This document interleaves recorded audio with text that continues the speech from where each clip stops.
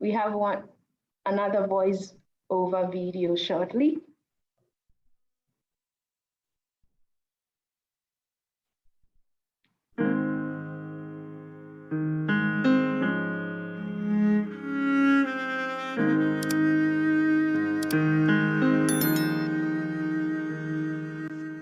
Veterans Can Code, or VCC.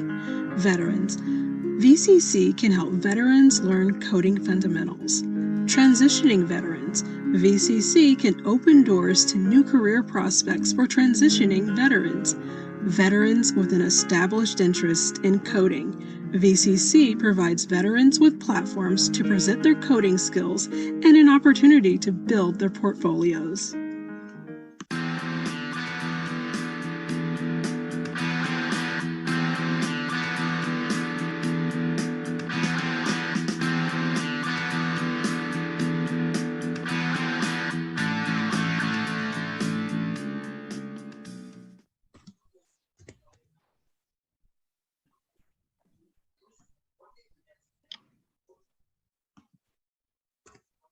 All right, we have 5 minutes to spare. Any questions? I'll allow for 2 questions, and then we'll move on to an amazing woman. I have the wonderful pleasure of calling a friend who gives me so much mentorship and wisdom in my life.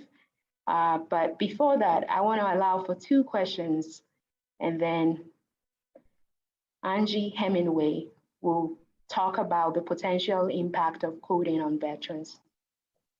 2 questions. You can put it in the chat.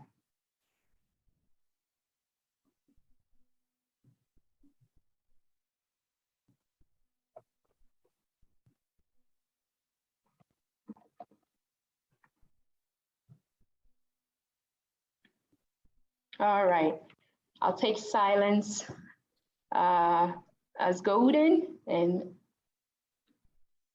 Angie Hemingway is a retired U.S. Army colonel who commissioned as a captain in the Army Nurse Corps. She was born in North Carolina and received a Bachelor of Science in Nursing from the University of North Carolina at Greensboro.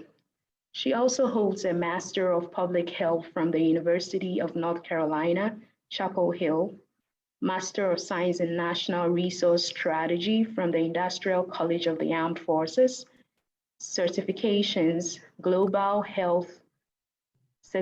in global health, and from the University of North Carolina, Chapel Hill. And she's a certified life and health coach. She's also a board member at Coders Who Travel.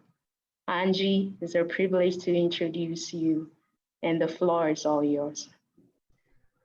Well, thank you, Althea, and good morning, everyone. It's my pleasure to be with you today and to welcome each of you to Coders Who Travel on this Influence Day. And as Althea has said, I'm Angie Hemingway, and I'm with the Coders Who Travel Board, and I have the pleasure of discussing the potential impact of coding on veterans. Althea didn't tell you that I've been with the board since 2018, and I have enjoyed my experience. And the joy for me comes in learning something new about technology.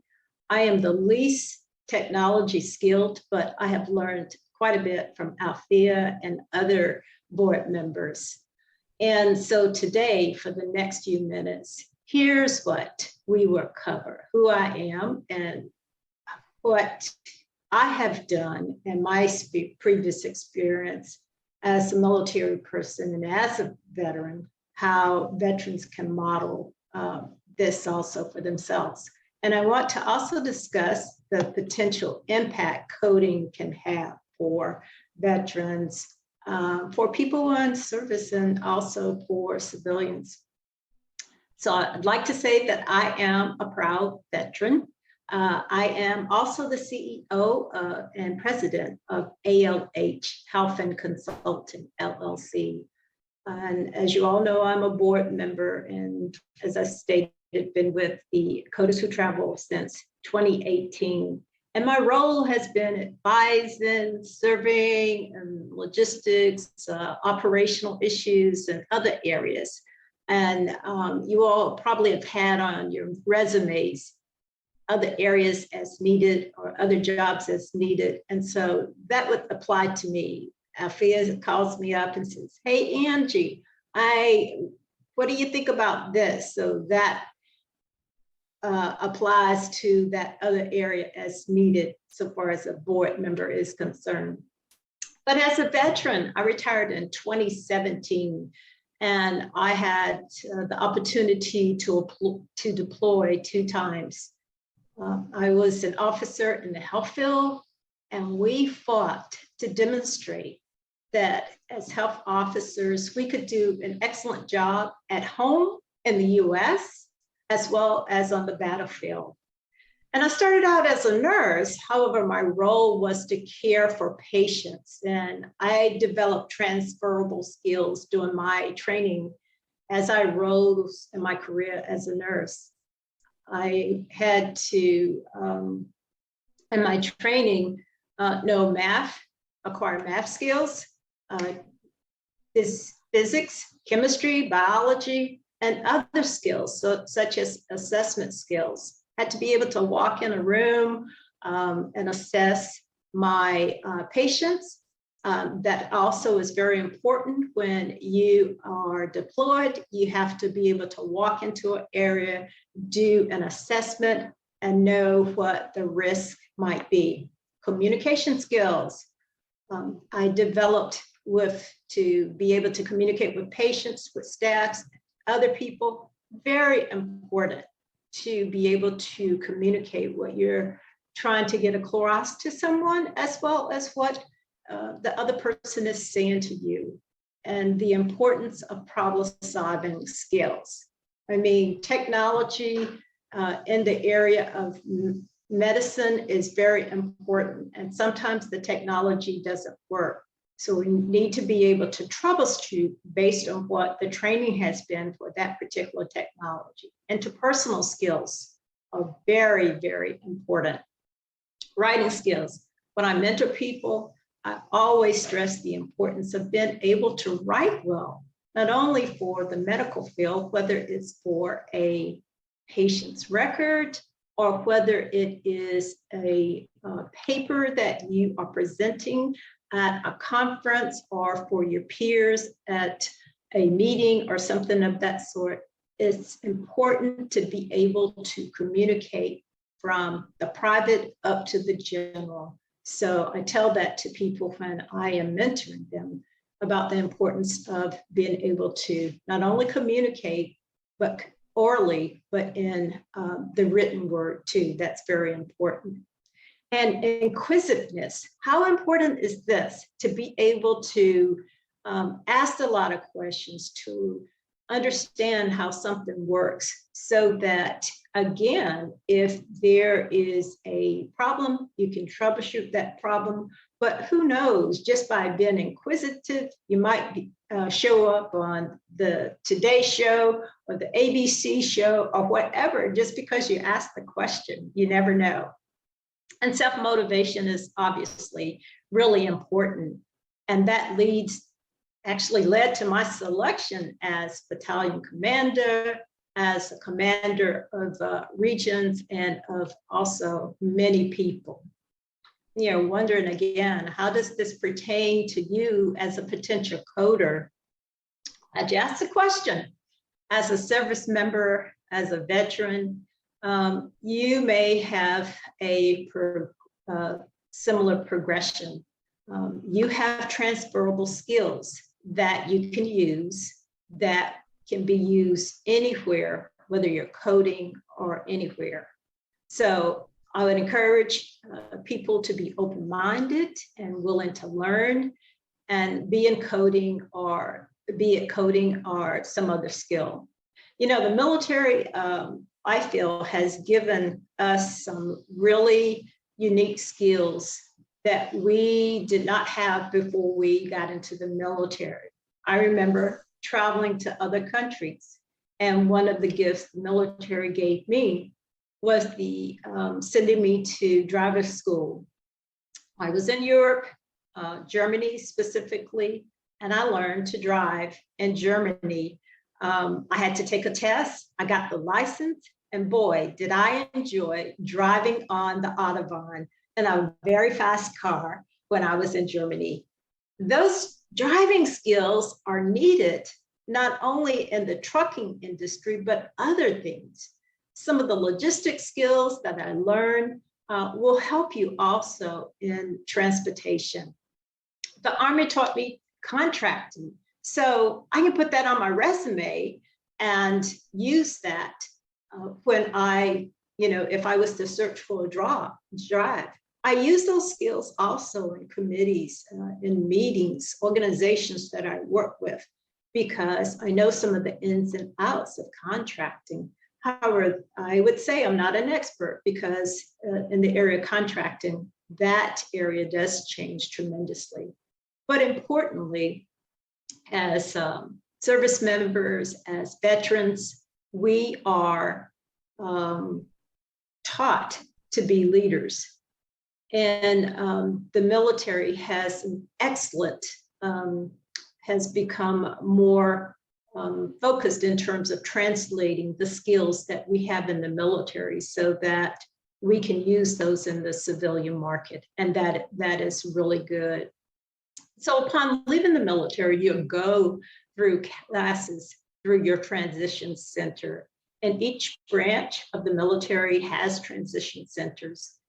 You don't just have to go to your own transition center. People from the Navy, from the Marines come to the Army Transition Center, and those transition centers provide valuable information about obtaining jobs. And as a service member, whether you are a veteran or even your family members, civilians can come in and acquire skills through this particular training. But I just want to point out again, as a veteran, you have, acquired great skills. Just think about project collaboration. When you are a squad, when you're a company, when you are a battalion, brigade, or whatever, those are large groups, you exercise those skills in terms of time management, communicating, interpersonal skills, accomplishing the mission. So those are very good skills that can be translatable to whatever job that you wish to go into. Coding is also one possible way for individuals to learn a new skill.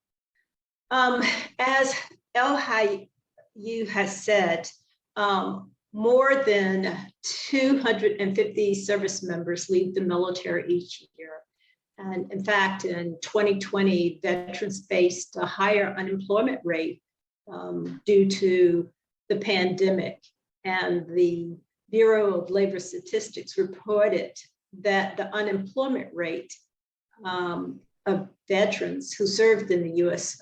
services since 2001 had rose to 7.3%.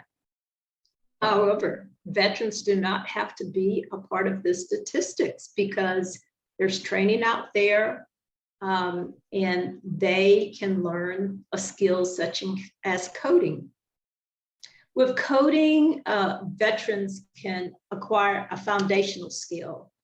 You can learn other skills such as computer programming, web development, front-end development, back-end development.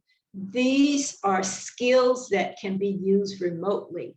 I mean, one of the things that we learned during the pandemic is the fact that, the being able to work remotely comes in really handily.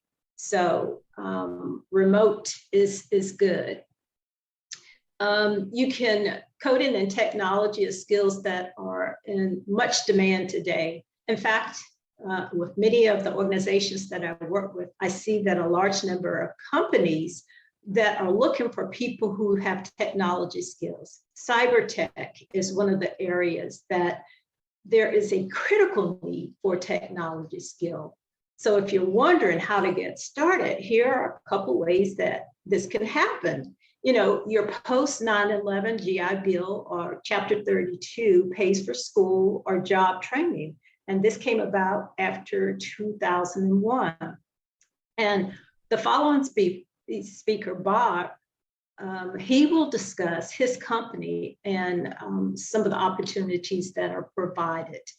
These programs allow for 6 months interns or other opportunities before leaving the military. So you basically learn a new skill that can be used to build a career. And if you're not hired by the company, one of the things that you're going to do today is to learn some networking skills. So if you didn't get the internship with the company that you were hired to do your 6 months internship with, there are all sorts of job fairs that you can connect with through the Military Transition Center. And the military centers are prepared for to transition you and tell you about your benefits. So I want to conclude by reminding you that you have served honorably. The military has prepared you as leaders and followers and prepared you to be responsible citizens. You may have been broken through combat, whether it's physical or mental wounds, but remember that brokenness teaches us compassion, and it connects us with our humanness, and embrace the brokenness, as this is how we heal. You're more than the worst thing that you believe you have done. So Army Strong, this concludes my remarks. Thank you. Thank you. Let's show some love for Angie. Thank you. Clap, clap for if you felt this speech. Thank you. Or you can put it in the chat as always, if that's easier. Thank you so much, Angie. I would open the floor for questions for Angie, if any.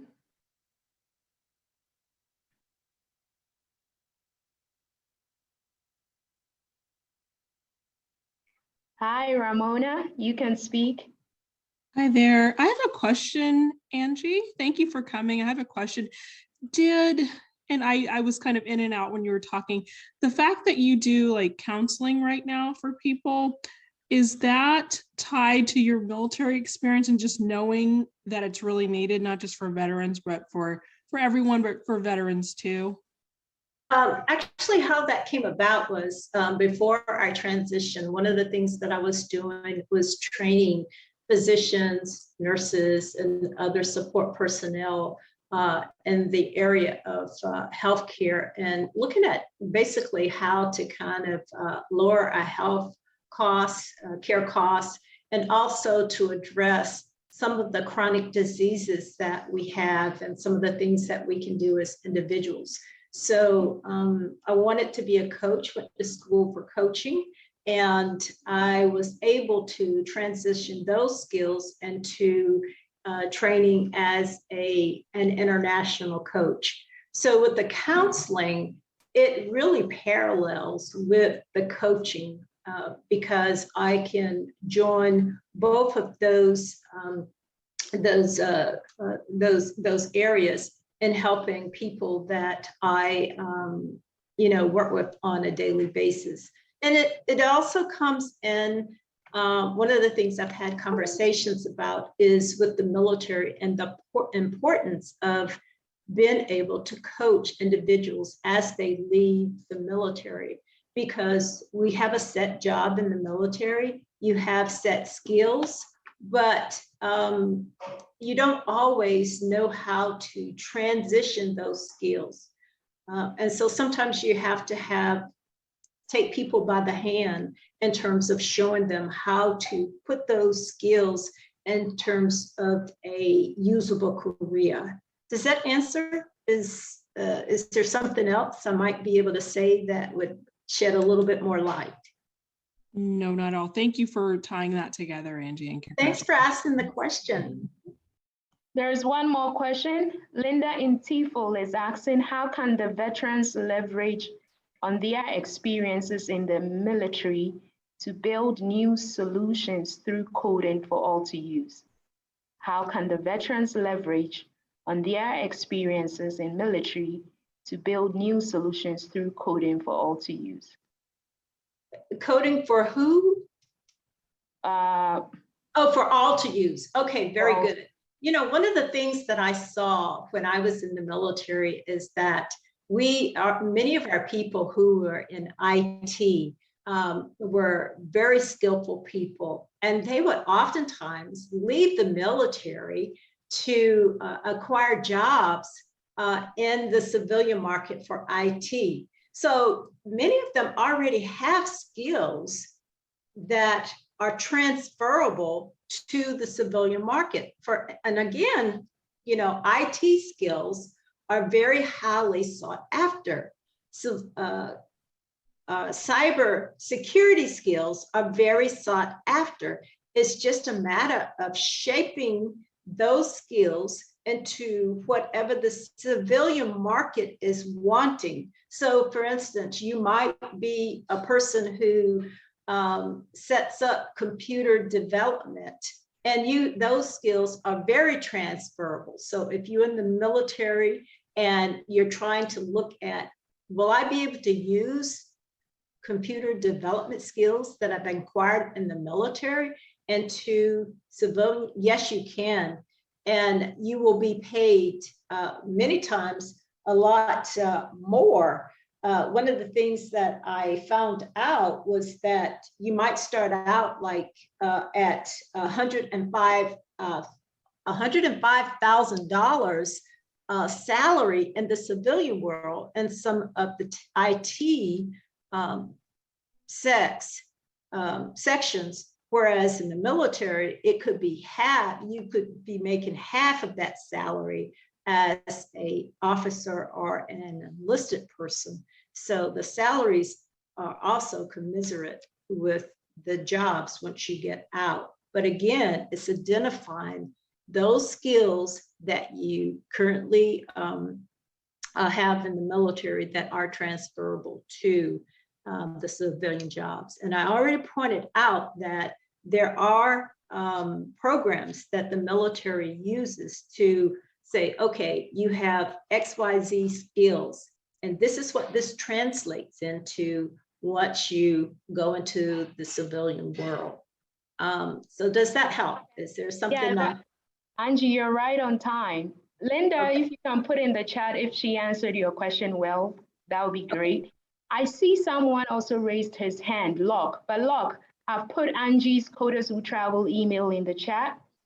You can follow up with Angie about your question. But just so we stay on time, we are going to move on to the speech by Bob Glass. Once again, Angie, thank you so much for your speech. My pleasure.